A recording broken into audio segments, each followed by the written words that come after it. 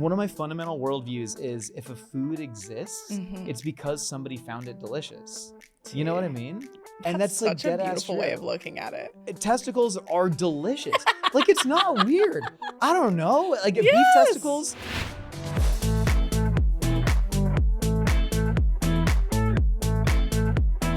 Hey everyone, and welcome back to another episode of the Comment Section Show, starring me, your fave, everybody knows me, who cares about me. On to the guests. Today we have the iconic, the legendary, the mythical kitchen chef himself, Josh. Woo! I care about you. I want to hear you talk about yourself. Oh my gosh, thank you so much, Josh. That means the world to me. Yeah, please. I am so happy to have you. It's been a long here. time coming, I think. It has been. I am stoked to be here. Yeah. Sundays, I barely want any coverage at all. I just want my skin to look like my skin, just a little more even. And that's when I've been reaching for the Merit Minimalist Stick. It's a foundation and concealer stick in one, so it's super easy to throw on when I'm running errands, grabbing coffee, or meeting up with friends. And it gives me that really natural skin-like finish without feeling heavy. But when I'm filming, going to an event, or I just want a full glam moment, I need a concealer that's actually going to show up. The Hourglass Vanish Concealer is one I always reach for because it gives me that full coverage, airbrushed finish. I also know I'm not the only person who struggled to find the right foundation or concealer shade, and it can be so frustrating trying to guess what'll actually work for you. So that's why I always shop at Sephora. They have the best brands all in one place with so many shades, coverage levels, and finishes that you can actually find what works for you. And if you need help, Sephora makes it super easy with expert beauty advisors, free samples, and shade matching tools, both online and in store. So whether you're looking for barely there coverage or full glam, Sephora can help you find your match. Crazy that I'm following The Rock. Yes. I'm somewhere in his wake. Yeah. Which is crazy. Dude, I listened to that episode. What an incredible freaking episode. Thank you. How stoked were you on that? Oh my God, I was so fired up. It was like, I feel like we've been passing ships for a while. Like, I've met him a few times. Obviously, he's The Rock and famous, so who cares about me in regards to him? But like, getting to meet and do it on this show, specifically in Hawaii, was crazy. How big is he? How big are his traps in real life? Like, They're did you ever huge, get to dude. just like grab him? Oh yeah, hell yeah, hell yeah! I had my paws all over him. Yeah, nice. But yeah, no, he's a big dude. But honestly, I feel like you're honestly a lot taller than I think people assume.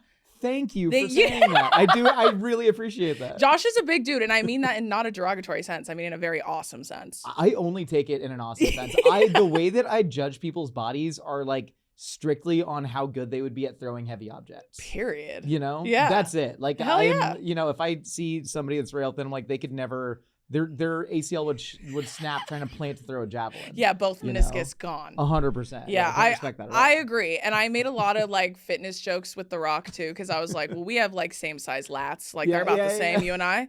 But I honestly think... I think you said with no bra from behind, we look the same. I think that's the term that you use. Me laughing at my own joke.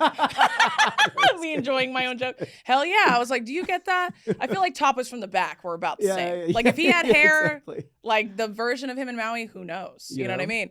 I really do think though, like you standing next to him, I think he would look smaller than you'd think. Hell yeah. But honestly, I wasn't catching him though at like a Baywatch time in his life. Like when he was on Baywatch, he was probably way bigger. Dude, so, that was like, not, everyone on that Baywatch shoot. Have you ever heard Zac Efron like talk about how much that ruined his life? He's just like, yes, I didn't eat a sandwich for 6 months. Yeah, and he was like, it's the worst. And I was trying to keep up with The Rock, which why was I trying to do that? He was like, I was fainting on set because I was it's fucking sad. insane. It's sad. They it's like have to do that. But speaking of people like Zac Efron, I want to say I have to I love your Last Meals series. Thank you. You've been talking to crazy famous people, obviously. But I just have to commend you on that series. I think it's incredible, and I think you're a wonderful host. And I do not say that lightly because I do not say that to every podcast host or show host. There's a lot of there's so many podcast hosts out there. Yeah, there's really quite a few of us now. There really are. You know, we're all out here swimming in the same water. Yeah. You know? But I do say quite often, like when I talk about my experience with you as well when I was on Mythical Kitchen and you made me a Sunday roast, which I say to this day is the best like UK food I've ever had is the one that you served me. Oh, hell yeah. Yeah, it was not from when I was actually in the UK, believe it or not. We're pretty good at cooking is the thing. Like that's the other thing about Mythical Kitchen that I don't know if people realize. Like We're really good at it. Like It's awesome, actually yeah. delicious. And I took it home and my fiance loved it. Oh, hell yeah. Yeah. And so I just have to say, I really enjoyed like how you interview and the way that you interview. I think it's really beautiful and amazing. And I'll say it, I think you should have been in Vanity Fair. Dude, listen. Both of us going.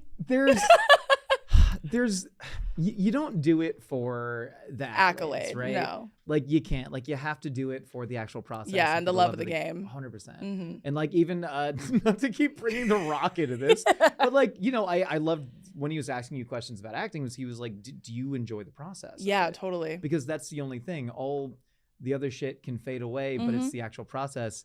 Right. But that said, it was a little bit of an omission. Yeah. That I thought, I thought so too.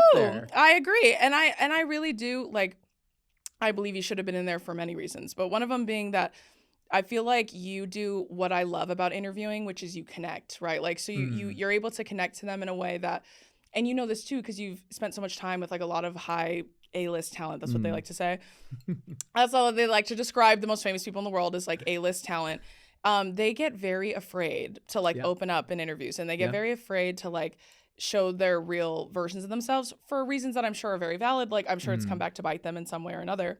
But my question to you about that is like, how do you prepare in that sense? Like, do you do any sort of preparation before you do your interviews? Like, do you try to find ways to connect to them and like outside of what they're typically used to being asked? Like, what's your process look like? 100%. It's funny, if anybody ever asks me, and I know Sean Evans has the same answer. Yeah. Like, how long do you spend researching a guest? It's like as long as I take from the minute that we book the guest to the minute that they show up. I'm literally like, I'll be in the gym on the day of the interview, like scraping bottom of the barrel still podcast. Just double checking. Hillary Duff, she was an awesome interview. Oh yeah, but too, like she had nothing to promote for 10 years. She didn't do an album for 10 years, and randomly I found this crazy natural birthing podcast.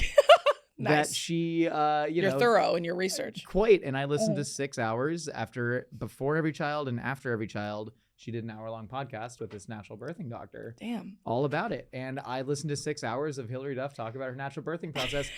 None of that made the interview. But like what I'm almost listening for is like how people react to certain lines of questioning. Yeah. And you sort of internalize that. Are there sensitivities that people have? Are there questions that they really wish people were asking them? Yeah. And you're sort of reading between the lines. And if you listen to someone speak for such a long time, you really internalize it. And that's what I do. I was just talking to Brittany. Do you know Brittany Broski? Have you heard of her? I think I'm familiar with her. Yes. Broski. Yeah, I think it's Broski. I think it's like Polish. Like Scouts, like Broski. You know what I mean? Brittany Broski. But she made a comment. She was like, yeah, you don't have any notes. You just go off rip. And she's got her whole sheet on Royal Court. Yeah. But for me, I'm like, I write everything down. And then I don't look at it because I'm trying to internalize it and then react in the moment. Yeah, and you want it to be organic, 100%, and feel organic. And I feel like that's another reason why I wanted to ask too, because I feel like there's a lot of thoughtfulness put into your conversations, and I don't even just mean in research, because I know you're extremely well researched. Obviously, having been interviewed by you, I know you do your research for real, which is a wonderful thing. But it's more so too like what you were saying about listening. Like there's a lot of intentional listening going on, so it's almost like kind of letting them steer it, but like getting them to open up. I think it's like the trust factor. And I feel like you're very thoughtful about in your line of questioning and how you talk to them. And like I've also told people too, like when I interview, I feel like the whole point is like when it's long form, you kind of want to see them talk in a way that maybe you haven't seen before. Yeah. And then a lot of times they really enjoy when you like engage them in a very normal way. Like sometimes people ask me like, how do you not get nervous? And I'm like, well, if you just treat them like everybody else, then it will be fine. Most oftentimes they're awesome. Like if you're awesome, they're awesome. Have you ever met anyone? Because I fully agree with that. And there's an element of like earning that trust. And exactly. It's like patience. Yeah. But like, have you ever had any encounters where you're like, oh, you don't want to be treated like a normal person? Yes, of course too, I have. Yes. And those are the ones that kind of freak me out. Yeah, me too. I'm like, when you're like, oh, you're not giving me anything, huh? Yeah. No personality whatsoever. I've joked about that with other hosts before, where we've talked about like sometimes it's one of those where you're like, Okay. What else can I pull? What else can I do? Like, I feel like I'm tap dancing for my life, like trying to get them to open up a little bit. It's really, just give me something. It's anything. Really valuable when you are doing that, but you have a bowl of spaghetti in front of you, which is the good thing about my show, because everything I do is food. So if things are going poorly, I can just be like, yeah, man, that spaghetti's good. Yum. But like, no, but most of the, especially like top A-list, which of course anybody who's actually in that A-list would never refer to themselves as A-list. No, that's you know true. What I mean? Yeah, absolutely. We had Tom Hanks as like our 6th guest ever, which was fucking nuts. crazy. None of us we thought we were getting pranked. We thought like a Tom Hanks impersonator was going to show up. You're like, someone's pranking me. I'm going to get punked. Believed until he showed up in our green room.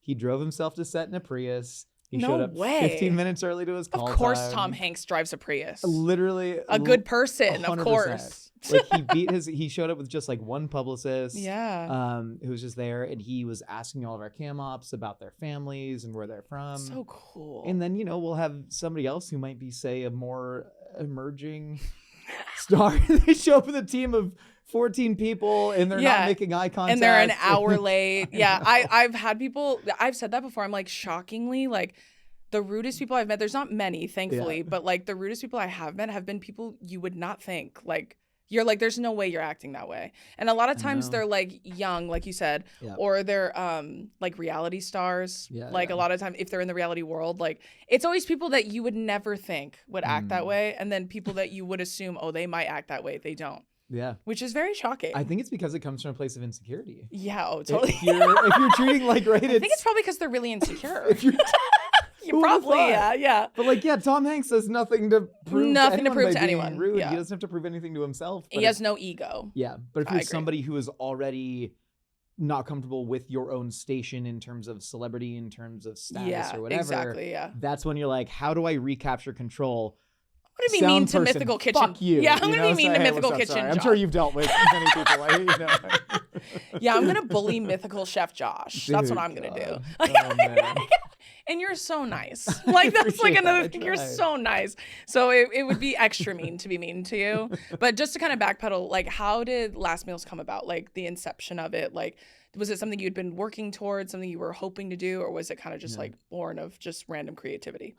I'd say more born of random creativity. It's funny. I have just way too much ADHD to like plan anything. You know what I mean? Right. I always I also have way too much ADHD to not put energy into something. Right. So for me, I've always sort of just thrown creative energy in some sort of direction. Yeah. Right. I was a writer and a journalist. We've talked about this. Yeah, we have. Coming from the journalism world. Yeah. Or both coming from a Southern California shot put to journalism. There's a real pipeline. Right here. It's just the two of us in it, but yeah, it's a real pipeline. I know.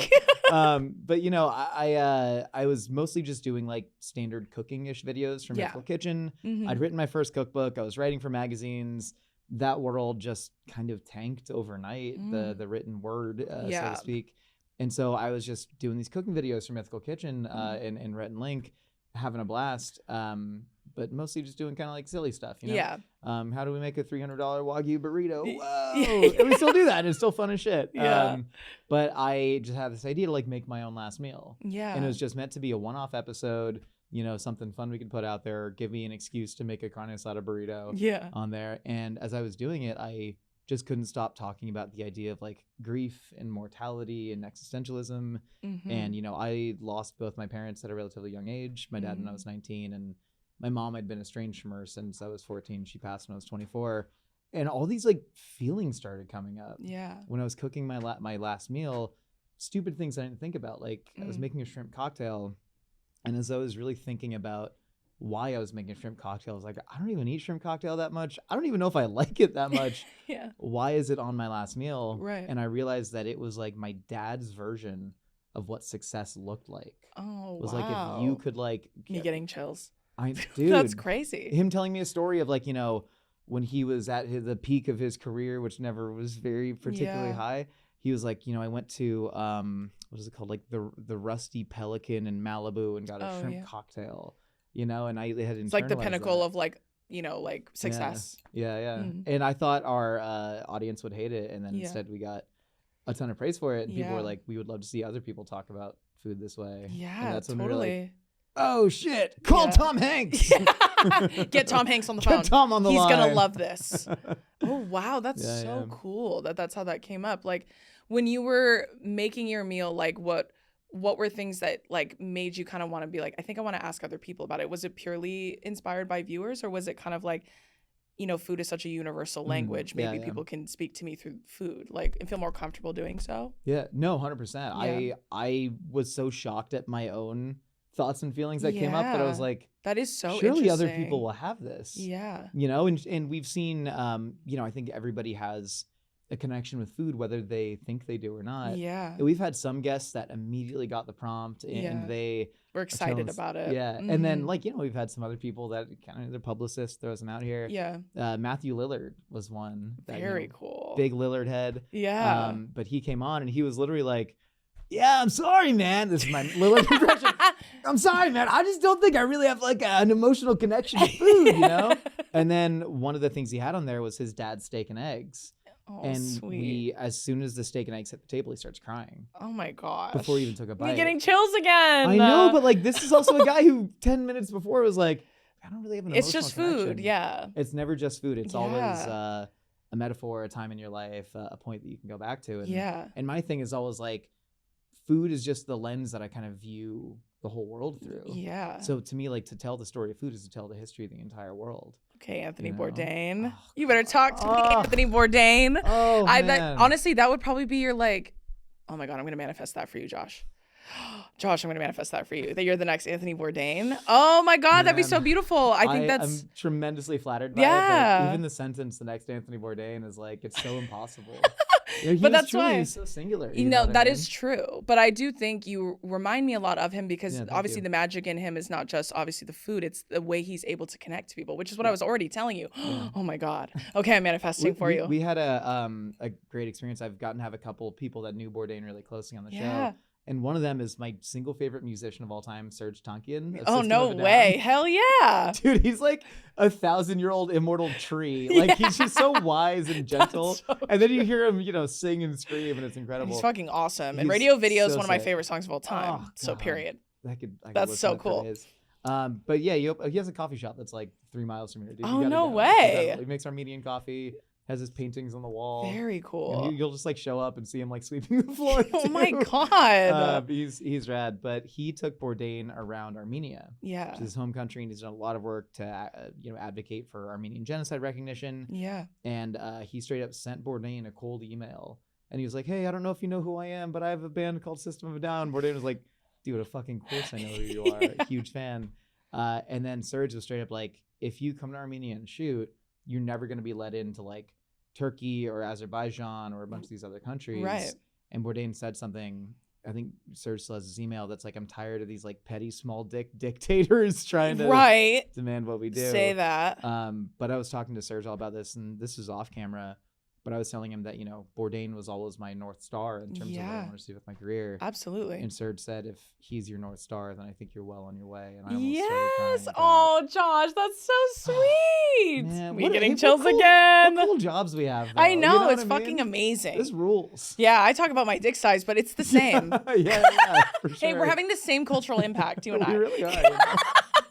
No, I think that's incredible. And that's why I just said that out of my own thinking, because it's true. And I am manifesting that for you very, very intensely, because I do think that you are incredible in that. And I think you're definitely, I agree with my good friend, our good friend Serge Tankian, that you are well on your way. What was your favorite meal to make so far? Like, and on Last Meals? Like, what was like a cool, like whether it was the coolest or the most like emotionally connective, like which one was your fave? Yeah. There's some dishes that just like stick out as like, I don't know, just like the most delicious things I've ever had, and things that I've never heard of or eaten before. We had the actor Xolo Maridueña on the show. Yeah, period. From, like, Cobra Kai and Blue Beetle and all that. But you know, his family, I think they're from DF, from Mexico City. Yeah. And he had this like, it's like called a torta de chilaquil. Okay. So it's just like a torta with chilaquiles and like milanesa and all this stuffed in there. And it's served, you know, in like a plastic bag that you wrap up and it all kind of steams together. But we like researched like every single thing about this one stand that he was talking about in Mexico City. Yeah. And we made it. And it's just like my ideal food. And he took a bite and he was like, dude, this is exactly how it tastes. No way. From the stand. And there's so many cool just like food moments like that. You know absolutely. what I mean? And you get to try something new. Yeah, well, you're always exactly. trying new things. Is there anything, what's like the weirdest thing you've ever tried? Food-wise. God, we just tried. You tried a million and one. Yeah. Any amount of animal, penis, and organ. And like, we've really, there's so many things. You name it, I've eaten it. Literally, yeah. And I think it's really cool. Like, to me, none of it's weird, though. That's true. One of my fundamental worldviews is if a food exists, it's because somebody found it delicious. You know what I mean? That's such a beautiful way of looking at it. Testicles are delicious. Like, it's not weird. I don't know. Like, beef testicles, legitimately, they have this like very pure beefy flavor, almost like this kind of like clean irony flavor, like a New York strip loin. It's like incredible. Interesting. I don't know. I just never found any of it weird. That's a beautiful thing, though, and that's what I think another reason why you're able to like connect so easily, because the way you look at things, like you said, looking at the world through food is a beautiful way of looking at it. Hey, y'all, guess what? Your favorite friend group is back. FX's Adults follows 5 roommates living in New York, leaning on each other to navigate love, work, friendship, and family while tackling pressing questions of your 20s, like what if the person who inherited your fake ID is cooler than you ever were? Ever heard of it? Why does being around your family make you regress into your worst self? Hate when that happens. And how do you tell your roommates that you have other friends? FX's Adults premieres August 27th on FXX. All episodes streaming on Hulu.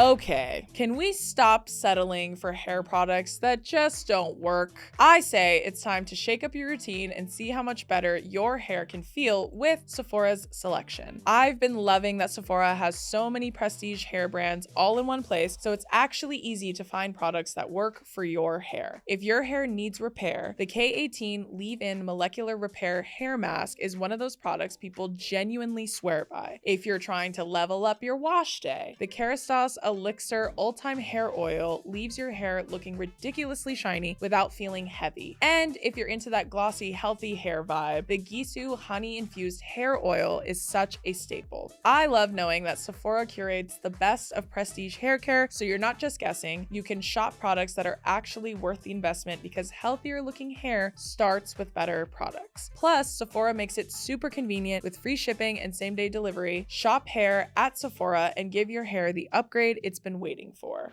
What's been like the most emotional moment on the show so far? Other than Matthew Lillard crying, obviously, because that is very emotional and intense. Yeah. But like one that kind of sticks out to you. There have been a couple that like really have framed the way that I think about death in a lot of ways. And, you know, we see a lot of themes with a lot of people.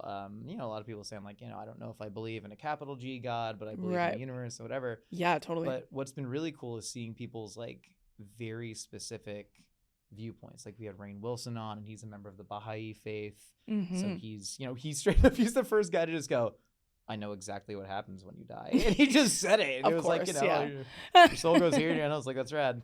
But we had Kelly Rowland on the show. Yeah. And Kelly Rowland, she's very much a Christian woman, which, you know, I'm Jewish. I can't empathize with a lot of beliefs, but I guess she did a Netflix movie where she died, and her like 7-year-old kid was watching the movie, and he started crying. Oh, he goes, "Mommy, I don't want you to die." Yeah, like, yeah. No, it was just in the movie. Yeah. But then of course he goes like, "Well, what happens when you die?"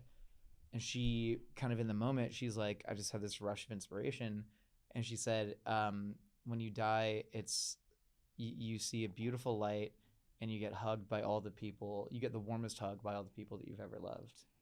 And oh my God. Yeah. Like the hopefulness of that. That is such a beautiful way of looking at it, too. Yeah. And it also, I feel like, and I would love to know your thoughts too. I feel like sometimes, obviously, topics like death are like very taboo, and they're very hard to talk about for obvious reasons. But I feel like sometimes when you do talk them through and talk about your existential beliefs, like whether it's in the universe or God or whatever, sometimes it makes it less scary. Like the more you talk about it and the more you come to terms with it, you feel less afraid. And I don't know, do you feel the same way too? Now that you've been doing this like constantly with a lot of people of different faiths and different backgrounds, like has it made you feel less afraid of like death? 100%. Yeah. And that was a big motivation in doing it. Yeah, I bet. To be honest. You know, I used to have, especially after my dad passed away when I was, you know, 19, and it's such a weirdly vulnerable point in your life where you're like a legal adult, but you're not a real adult. Emotionally, you're not a real adult. No, you know what I mean? And so I was, you know, living in an apartment with some roommates, and I just remember laying in bed at night and for the first time, not just intellectualizing death, but like really feeling the idea of what non-existence could be. I think I was a little stoned at the time too, which did not help. I could not smoke pot anymore, man. It's 50-50 dice roll. It could be awesome or horrifying. 100%. Right. And sometimes you get both at the same Coachella, and then your wife's like, you shouldn't do that anymore. And I was like, and you're like, you're probably right. Sometimes you're locked in your own body at Green Day, and it is not a good time. But I remember like laying in bed and just fully feeling the idea of non-existence, and I went just catatonic, had a full panic attack, was paralyzed and like crying. And there's times when I've like reached that point again, weirdly, and this sucks, shavasana and yoga after like a hard yoga class. Oh my god, yeah. It's literally called corpse pose. Yeah. And you just get death anxiety looking at the ceiling. Yeah. And since then, like being able to actually talk about it all the time, I now have these like mantras that I can go back to, like Kelly Rowland saying, death might be a warm embrace from all the people you've ever known. Who the hell am I to say that it's not? Exactly. You know what I mean? Yeah, I think that's why too, sometimes when I find it really fascinating when people talk about their beliefs in a way that's not obviously combative, like everyone can kind of talk about what they believe in and spiritually or religiously.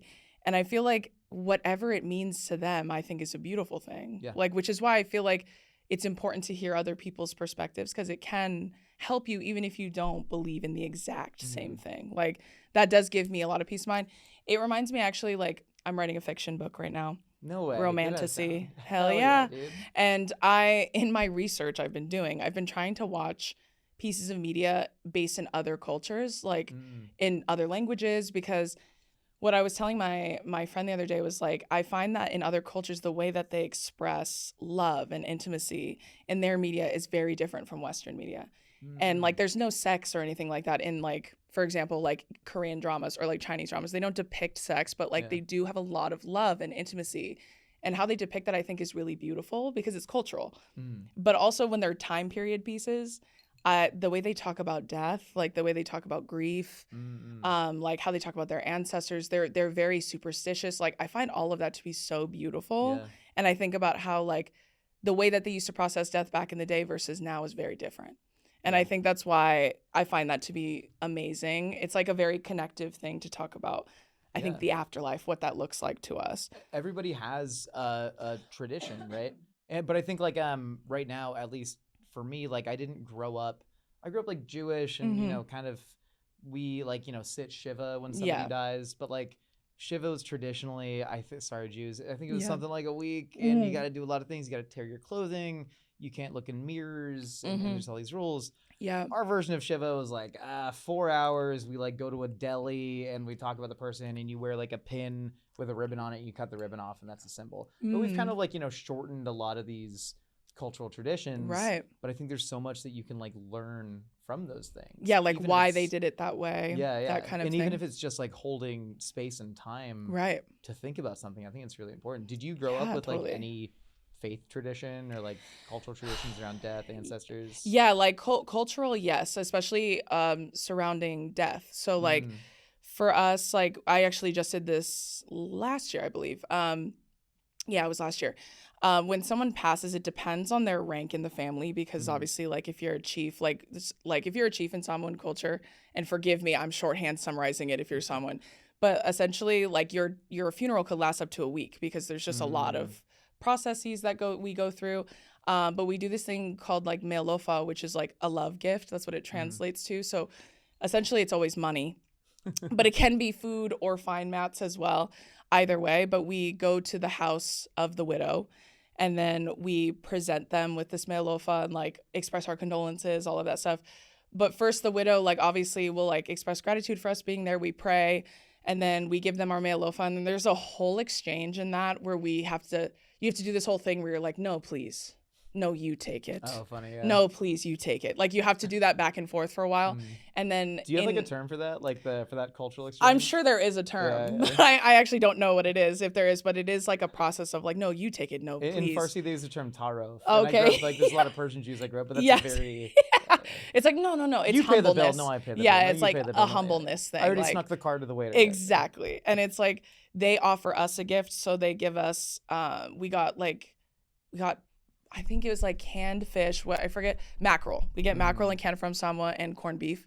And so they give us those in return, like, thank you so much for coming and grieving with me and that kind of thing. And I remember when I was explaining this whole process to like one of my friends who's obviously not Samoan, she was like, wow, that's so interesting. Because another part of the process is like the immediate family of the widow, like essentially comes to the house and cooks every meal and cleans and welcomes all the guests to the house. Because you can have guests coming in and out of your house for days. And leaving gifts, leaving money, that kind of thing.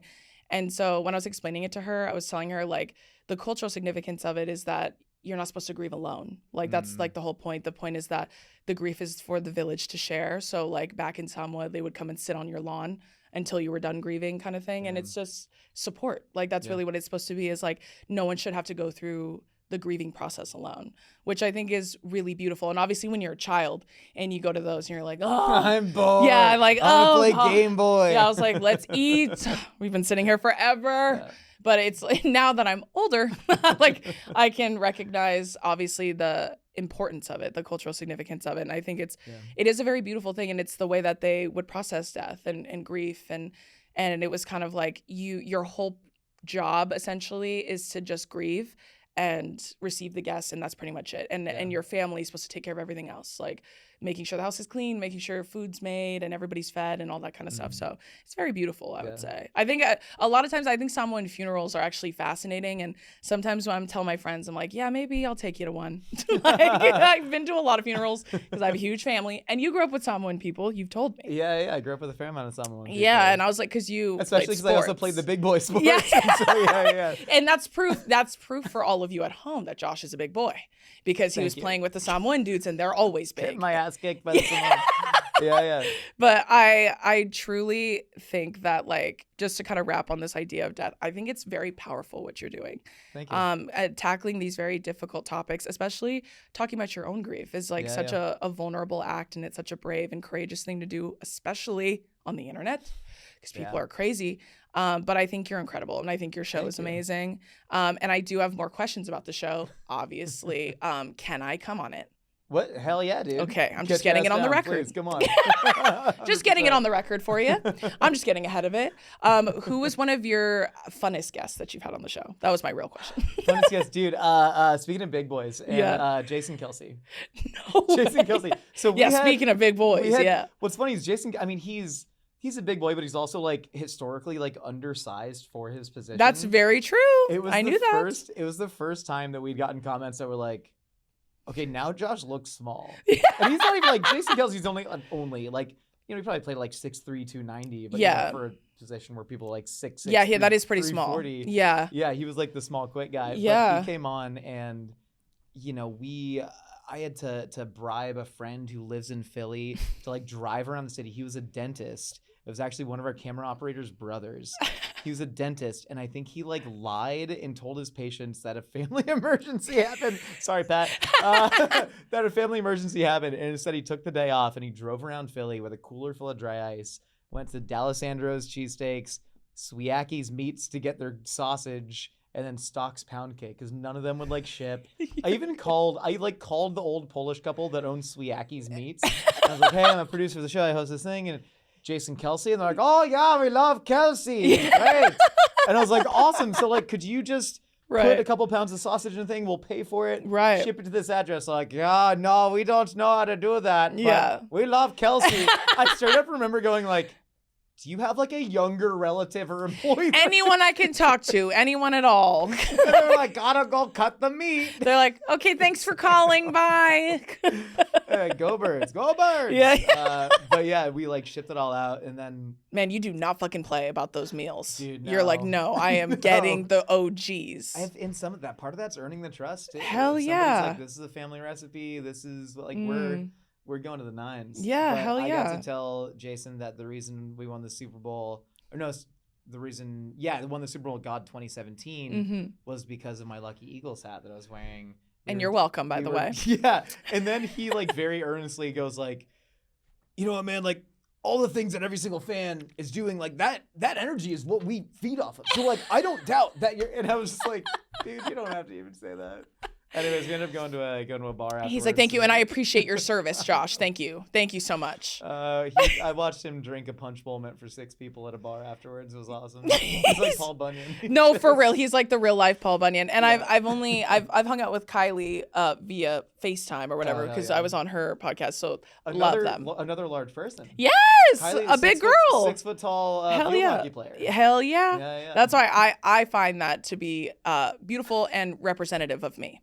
I was like, you're my representation. I love large people. Me too. There's something that I can't. Josh, we have to do something about it. Everybody in this industry is this big, and it's humiliating for them. I remember watching the discourse of people talking about you and Peely's heights together, and people being like, he's 5'9", she's 5'7". I was like, just scale everything like just. You got to add like 4 or 5 more inches. When you're doing like a creative player in a video game, you yeah, hit for the real. plus button and it just. You guys fucking wish. If he's 5'9", I'm 5 feet. What are you talking about? I know. I tell people all the time, and I think that's why, like, the first time I ever stood next to The Rock, I remember a lot of people were like, you know what's funny is, like, I know you say you're big, but, like, now I believe you because he looks normal sized. I was like, okay, relax, first of all. And I was like, but Josh is also very tall and taller than me. So write that down. First of all, but I am, now that you've met so many A-list talent, you know, especially, like, everybody is so tiny. I'm trying to think who the large people that have surprised me are, because there's been a couple. Really? Yeah, I'm trying to think. Nick DiGiovanni, the chef. Oh, yeah. He's 6'3". No, that's true. He is tall. I have met him. That's true. Yeah, he is very tall. Ben Schwartz, tall guy. No way. Really? Ben Schwartz, like 6. He's a hooper, too. Oh, no Dude, way. He gets down on the court. Yeah. What the hell? There's a fun video. Wait, look up this. There's a video of Ben Schwartz just, like, messing around on the New York Knicks court like 2 years ago. Yeah. And he's just pulling out little like and one moves. I think he makes like 8 jump shots in a row. The hell? Yeah. Ben Schwartz can ball. That's like honestly probably one of my favorite things about interviews. And that was my next question for you was like, what's like one of your favorite things to, not necessarily something specific to find out about someone, or like what's one of your favorite moments in interviews? Like if you get them to like tell you something interesting or whatever, like what would you say is your favorite part? My favorite moment is finding the thing that used to mean a lot to somebody. Because I think that's the thing that gets lost with a lot of celebrities is people kind of assume they like came out of the womb famous or came out of the womb only wanting to be an actor. Right. And like, you know, high school sports meant so much to me at the time. Yeah. At the time, and I'm, you know, you can probably identify with this. That's like the most important thing in the world. Yeah, that's like all I knew. Yeah, and that was my thing. You're 15, and it's do or die if you don't win that JV soccer game. You know what I mean? Yeah. And so like finding out people's, and you know, there's so many online databases.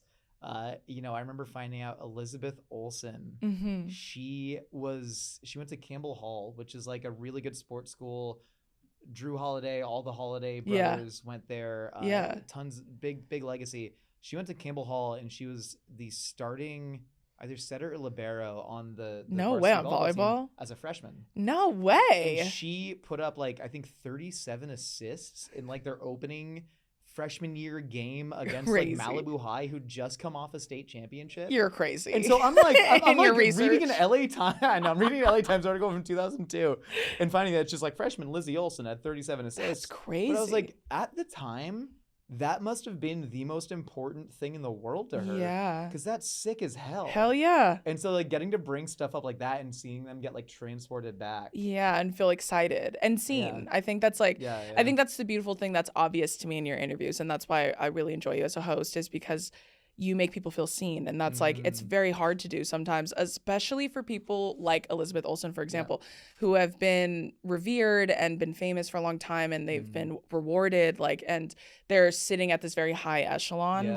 reaching that point of them. And that's funny hearing you say that too, because that's also one of my favorite things to find out about them, like find out something that maybe they have never really talked about that they really enjoy, like whether it's like a hobby or like just kind of a side thing they find interesting. Like even like one time when I had Bob the drag queen on the second time, we were talking about, I forget what it was we were talking about, but he ended up telling me that he loves space, like, and he loves to learn about space, and like black holes was his first exposure to space, and that's where he learned about how black holes work. And then we talked about space for like 30 minutes. And I was incredible. Like, I was just asking him a lot of questions because I'm just so curious. But I think that's always so fun. And I think you bring that out in people, and that's a beautiful thing. Yeah, who are you gunning for on Mythical Kitchen? I'm sure you already have a bunch that you haven't been able to announce yet. But like, who are you like, who would be like your, if not Anthony Bourdain, if he was alive? Obviously it would be him.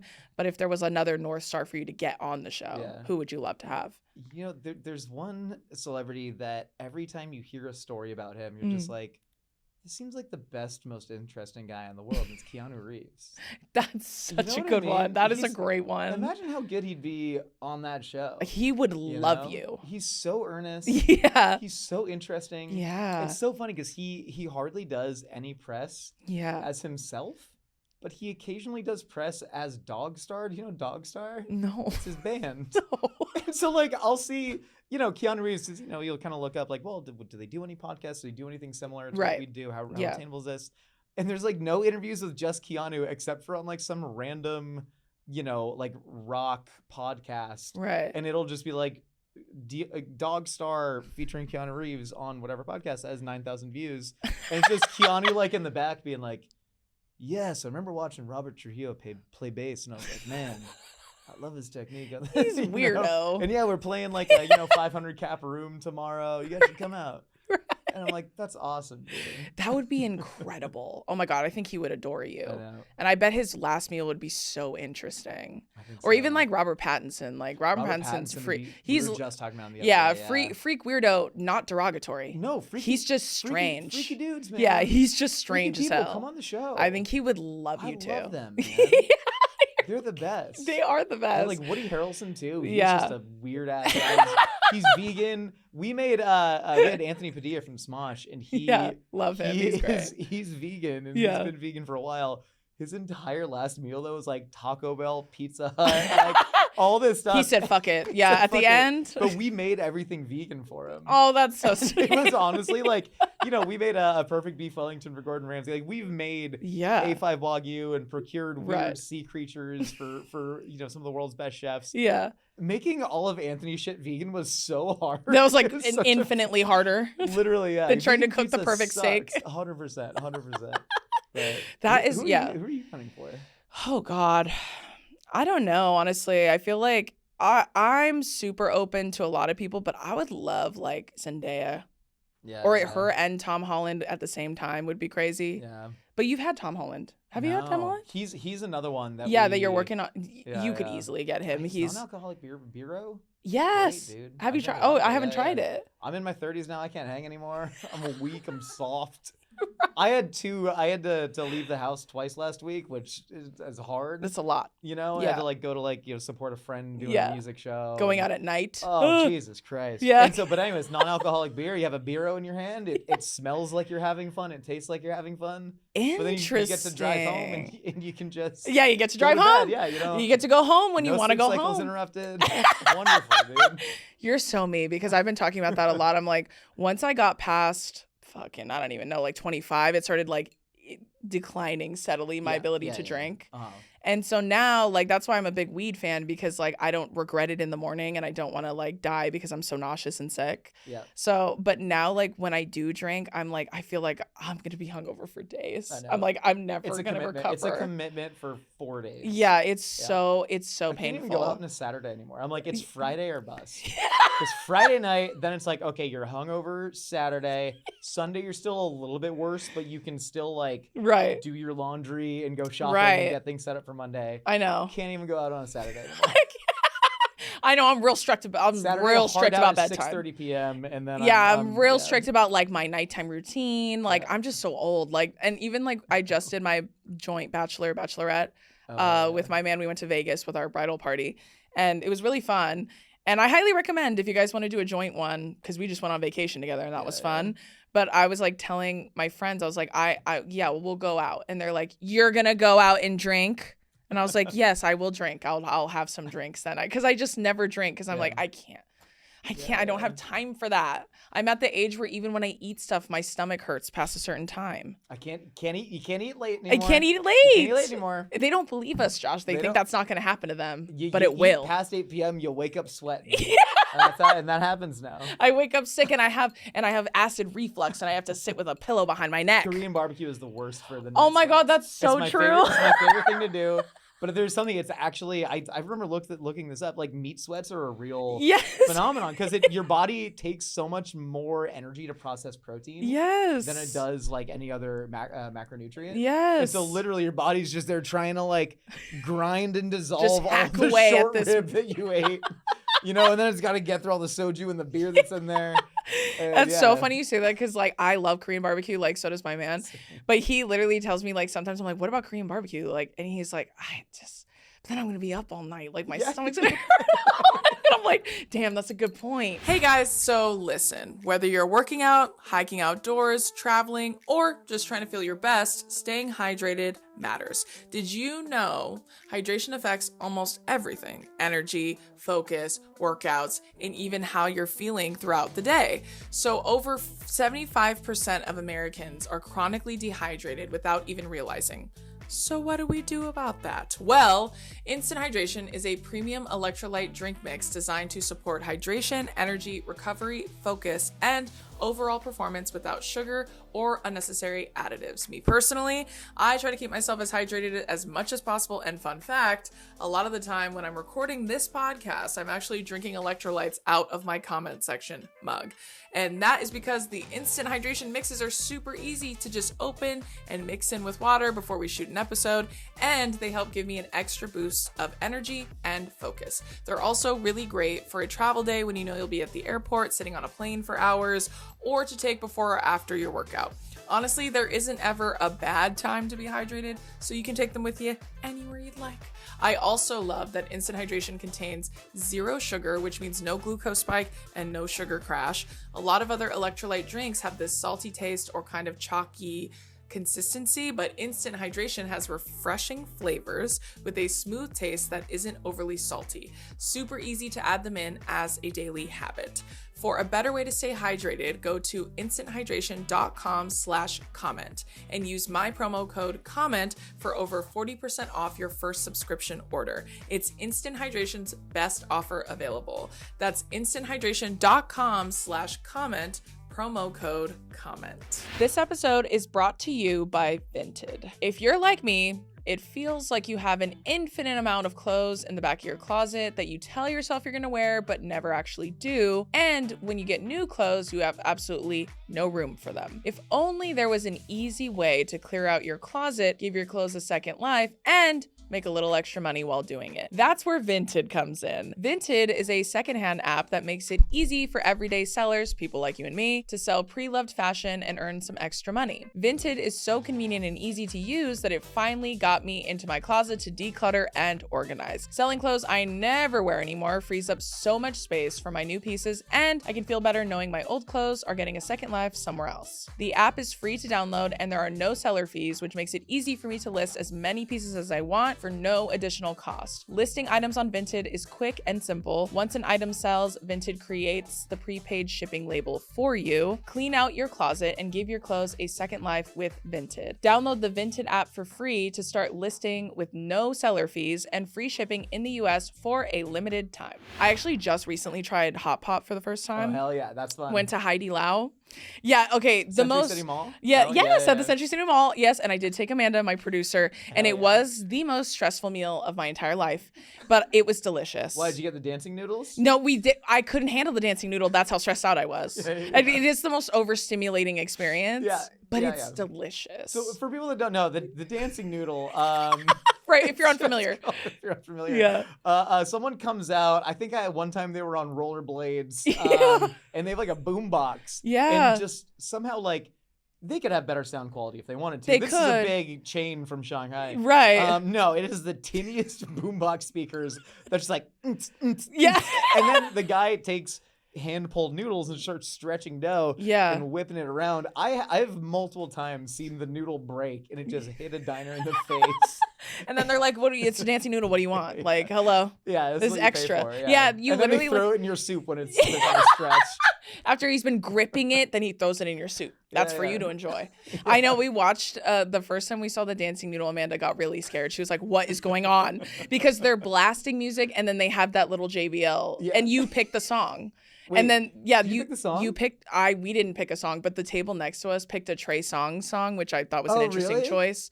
Yeah, and they played that and then he's just real nonchalant with it. Like he's just like dancing to the noodle and then he just throws it in there and then she was like, what the hell was that?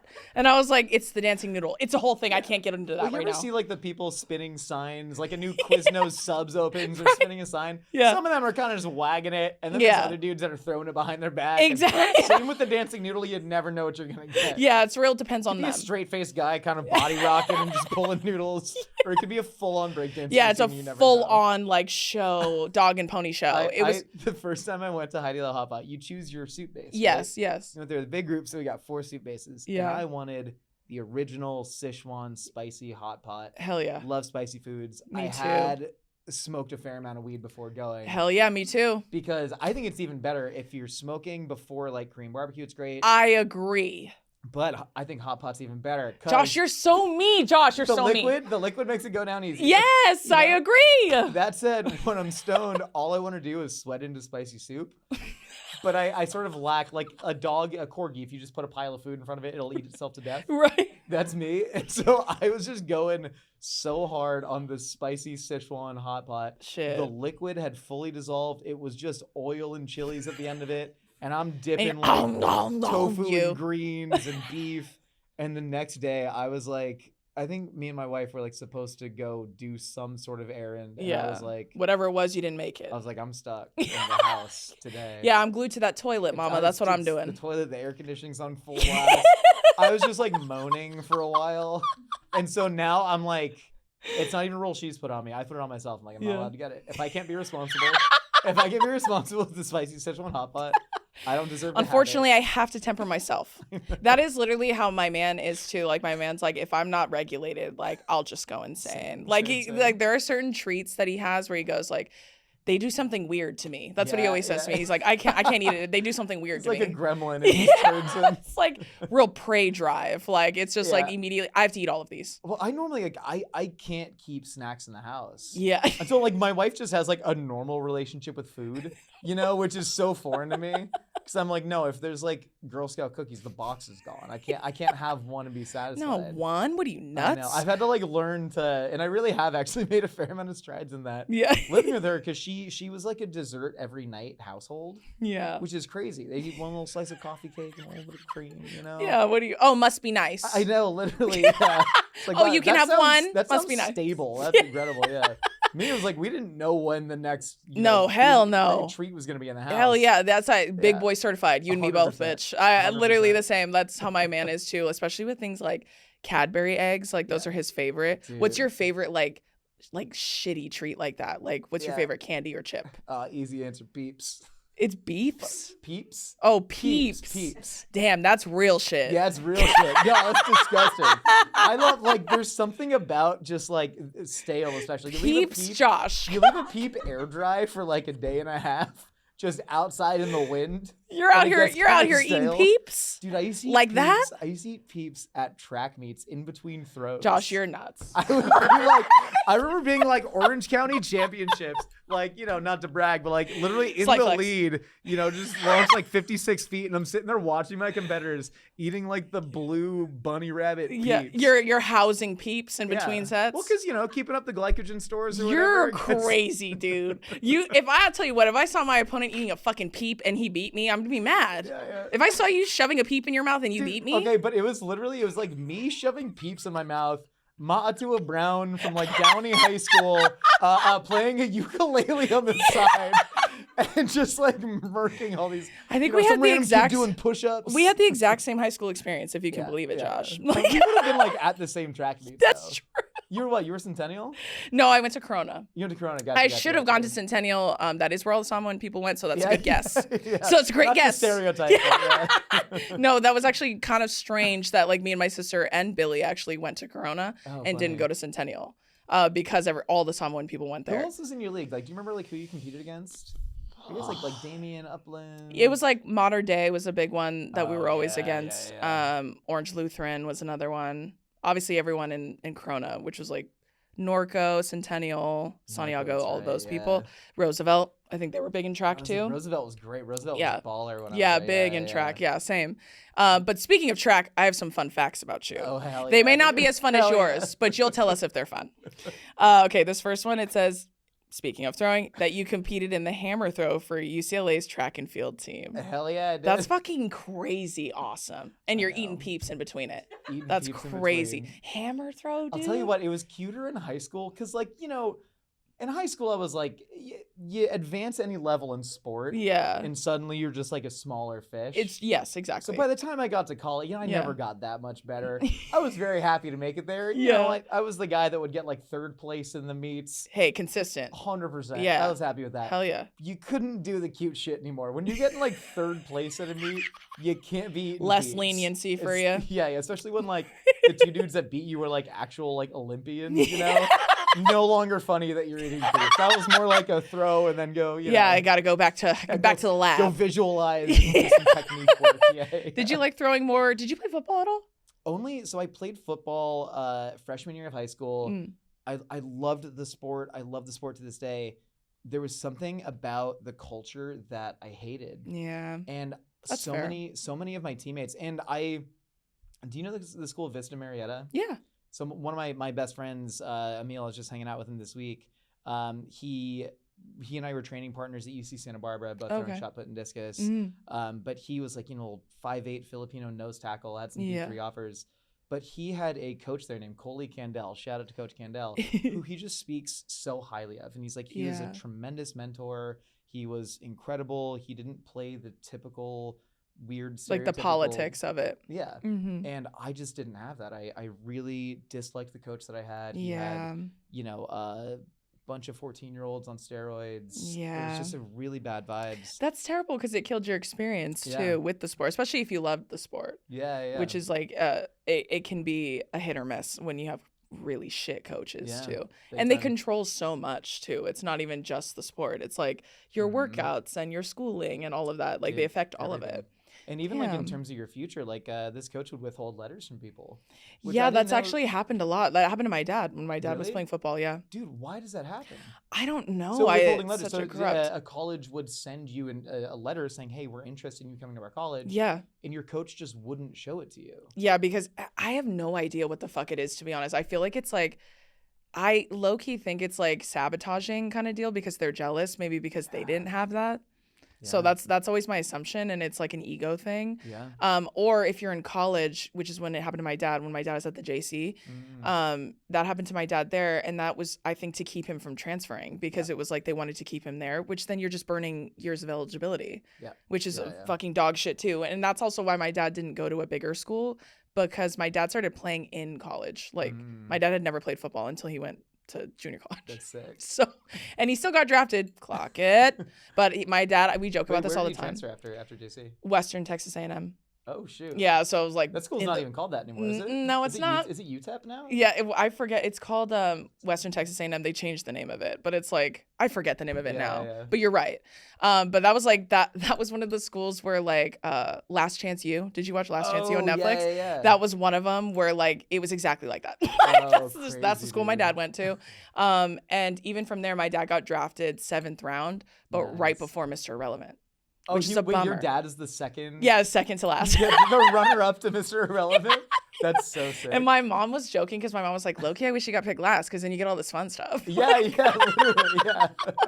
Which I think they're coming out actually with a movie or something about Mr. Irrelevant, or the origins of Mr. Irrelevant. They totally are, yeah. Yeah. I was like, only Josh and I would care about that. If you like sports, like if you like football, then that's fun. That's a fun fact. There's a couple good. There's Mr. Irrelevant coming out, and then there's another one about like this. I think like Shane Gillis is in it, but it's about this like football game. I think during World War II. That was like played on Guadalcanal or somewhere in the Pacific Theater. There's some, like, World War II football movie. Interesting. God, I love a sports movie. The only kind of shit that we like. I know. Oh, you love a sports movie? What's your favorite sports movie? Okay. Speaking of Keanu Reeves, The Replacements. I don't know if this is my favorite. That's a good That one. came to mind though. No, that's a fun one. Love The Replacements. Yeah. I gotta quote so many lines from it. He's wiry. He's wiry. He's not skinny. He's wiry. Coach Carter. That's a great one. I would have quit football freshman year. Yeah. And then I lost like 50, 60 pounds in the summer. Damn. Because the football coaches, after I quit, said, I don't know if you know this, but you're just gonna get really fat and get diabetes if you quit. So. What the hell? That's a crazy thing. That's an insane. Men to say to a 14-year-old. I was gonna say I'm 14 by the way. Thanks for that. Thanks for those words of wisdom. Appreciate you. And so I played basketball, and I remember like just seeing Coach Carter with like my entire junior year basketball team. Yeah. And it's still just like that's such a good one. You ever drive by the Safari Inn on like Olive in Burbank? No. Does anybody know what I'm talking about? No. Oh, what is it? It's this like crappy motel, but they have this iconic sign that says Safari Inn. Oh yeah. And there's a scene in Coach Carter that's shot there. Oh. And I remember driving by the Safari Inn, just going like, that's the motel that Channing Tatum breaks out of to sneak out to the house party after they win the Palm Springs Cup. I was gonna say, is it when they sneak out to go to the party? Yeah. Uh-huh. They're supposed to be in like Palm Springs for the tournament. Yeah. That's so funny. One of my favorite sports movies is Rudy. Yeah. That's one of the best ones to me because I'm like, it's just all of the will and all of the drive, none of the talent. It's fucking awesome. Yeah. I was like, the fact that he's just like, no worries, I'll show up anyways. Fucking awesome. I know. It was like one of the best ones.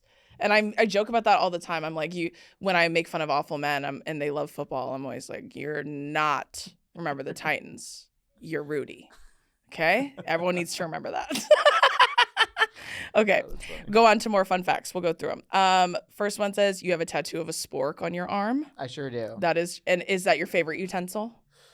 I think it's because there are too many white guys with yin yang tattoos, but they mean the same thing. You know what I mean?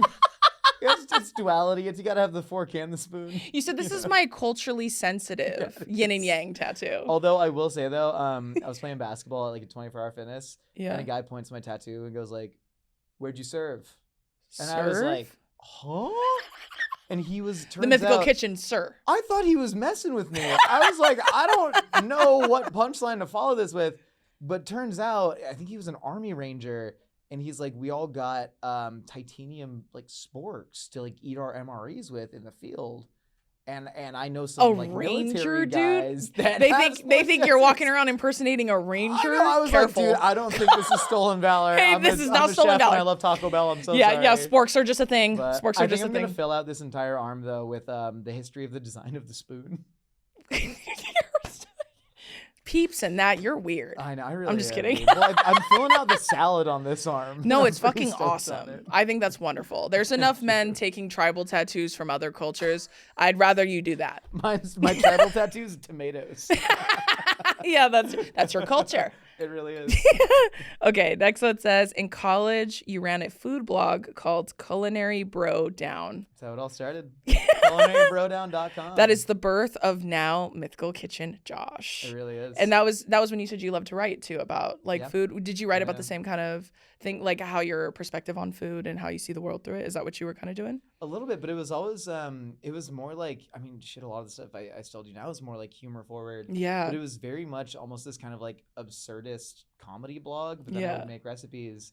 And I started it just wanting to see what it became, have an outlet, and then also kind of use it to prove to other people like, hey, look, I know how to photograph food, I know how to write recipes, I know how to write cool stuff. Yeah. But I remember like a lot of it was trying to figure out my place in the world and as it related to sports, food, masculinity, all this.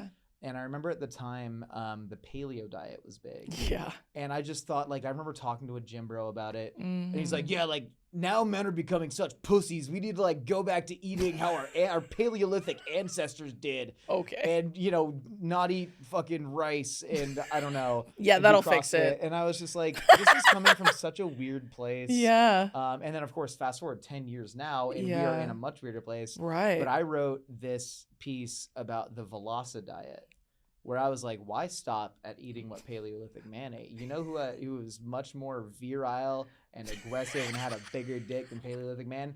Velociraptors. Yeah, yeah. You should be eating exactly what the real apex predator. Literally, yeah. And I wrote this entire like farcical piece about this just pure stream of consciousness. Right.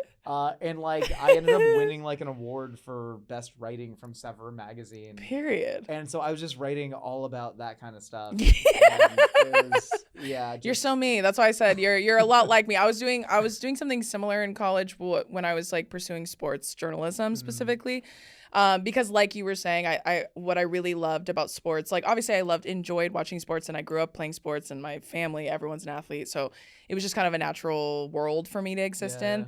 But I really loved off the field stuff. Like I really loved to follow them and see what they were like off the field and with their families and like who they loved and like what they loved and like things that they enjoyed that were not sports. And I followed a lot of Polynesian guys, especially like Tongan guys, Samoan guys, like Fijian guys, Hawaiian guys. And a lot of them I found were very moved to play football solely because they thought it could pay bills, like in the end. And so they just so happened to be athletic and agile enough to make it to the NFL, but they don't necessarily want to be there. Yeah. Like if they could choose, a lot of times they would choose something else. And that was the part I found extra fascinating, which is why when I was on your show, I talked about how like my senior capstone thesis was about Tua Tagovailoa. And like that was like when his first year going to Alabama. And I followed him and I did like a 3-month-long thing following his family and his parents. And I got to know them, went to church with them. And I like hung out with them in their apartment. And I like learned a lot about them and talked to them. And I wrote a lot in the story about how like a huge part of this transition for him was learning how to not be anonymous anymore. And that was like really difficult for him. But he really wants to take care of his family. And he feels like he owes this to his family and all of that. So that whole part I thought was really interesting, which is why I feel such a kismet connection to you, Josh, because I feel like you see it the same way. Like that kind of, I would honestly say journalism. Like that is, it's ingrained in us. I'm telling you. But also like these things, like I think food and sports, I could have gone into sports or gone into food. Yeah, totally. I could have either gone into food professionally and left sports as a hobby. Yeah. Or gone into sports professionally and left food as a hobby. But I knew it was always going to be one of those things. But for me, both of them are the same in the sense that you're telling much bigger stories about the world through this specific lens. And I think you can do the same with music, whatever you gravitate towards. But to me, it's all just trying to make sense of this silly thing we call life. That, you know, bouncing the ball and tackling people and making a souffle, they're all metaphors, right? They're all just small things that you know, can actually tell larger stories with. And I'm hoping Vanity Fair heard that. I hope you heard that from him. When's the last time you bought a magazine, dog? Like, I don't know. No, I want to be on the mag. I want to be on the obviously, I want to be there, obviously. I don't know. Hey, you buy them. I used to work for magazines. I could do it. Okay, last fun fact.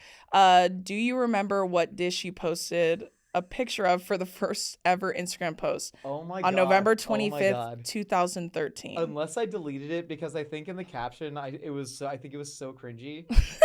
was it like a roasted piece of trout with kumquats? Yeah, you were right. That's still up. I have to delete that. The caption is something like, "What's up, bitch?" It's like so bad. Dinner mode. Me and dinner. I remember making that. That was before I had a smartphone, and I was borrowing friends' phones to log into an Instagram to take pictures, and then I would log out. It's such a boomer thing to do before boomers. Dude, I didn't have a laptop till I was like 25. I was in college on a desktop. You're crazy. And I'm not even that old. Like I'm not young anymore, but I'm not like not that old. It was in the 90s. It was like 2013. I didn't own a laptop. You're a real simple guy. I appreciate that about really you. am, dude. Yeah, it literally says that it was a trout with roasted kumquats and asparagus. Yeah, look at you. Is it asparagus or green beans? Yeah, it says asparagus on here, but look, he's fact checking you. He goes, "That's so funny because I would never put asparagus with that, so it's probably no. I totally would. I think it's green beans.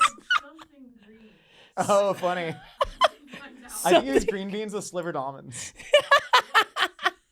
Hey, sounds delicious. Not to put you on blast over it. It's been No, a you wonderfully should. produced episode. Every time someone doesn't like the fact, I'm like, and count that against Amanda. It was bad too. Yeah, brown butter roasted kumquats, not good. Never made them again. It just doesn't Hey, work. they're bad, so don't try them. Kind of like it needs the acid. Yeah.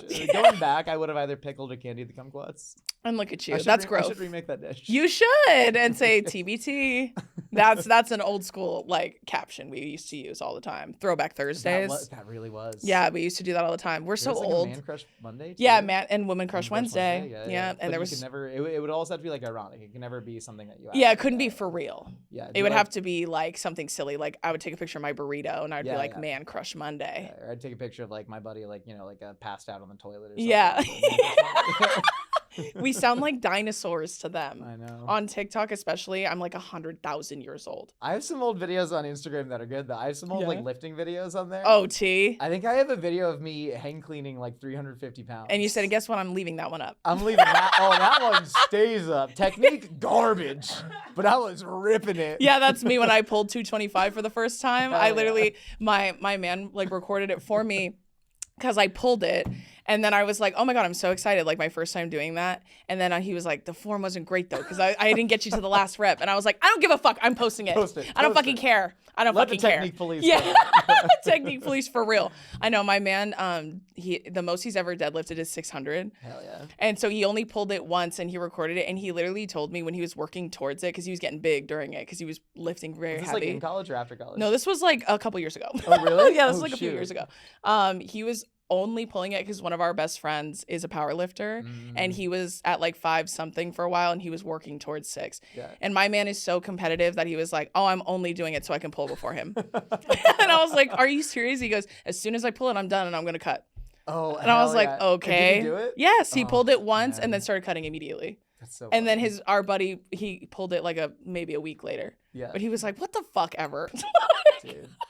I was like, that kind of stuff is fun, and only you would understand that. So I appreciate you being here, so I can bounce those off you. Only 20, like in my 20s, understand it, because now I'm just like, it's not worth it for your rotator cuff's gonna go sooner. Literally now you can't play pickleball. No, literally now my man's like, I'm not lifting that heavy anymore. Yeah. There's no need anymore. I did it, and he's like, and the video's up, so there's proof. Yeah. God, I should have taken more videos. Well, you know what, Josh, I appreciate you coming.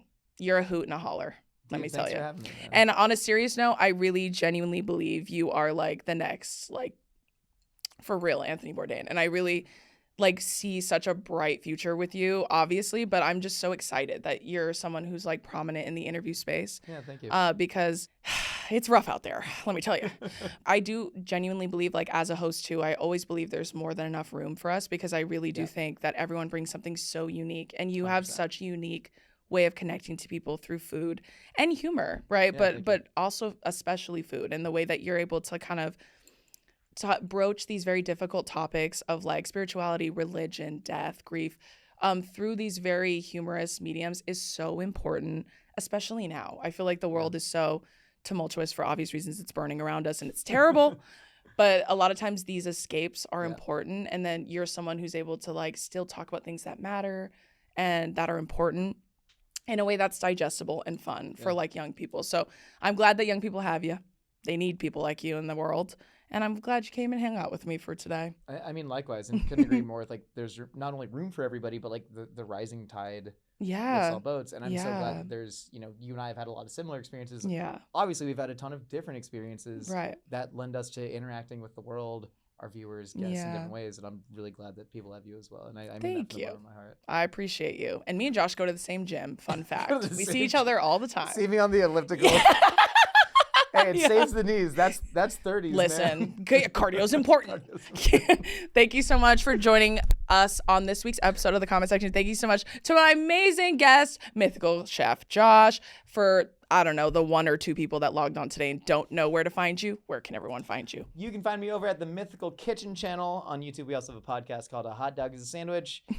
I think I'm called like Mythical Chef Josh on most social media. Yes. You can just you Google it. I'm out there. Good luck not running into Josh on the internet. Find me on the elliptical.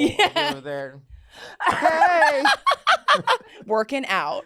Thank you so much for coming and joining me. I adore you. I think you're amazing. Please tell your beautiful wife I said hello. I will. And thank you so much for joining us on this episode. Don't forget, new episodes of the comment section drop every Wednesday. You can stream audio on all streaming platforms, but the video lives for free and exclusively on YouTube. Thank you so much to my amazing guest, Josh. Thank you so much for joining, and I'll see you next week. Bye.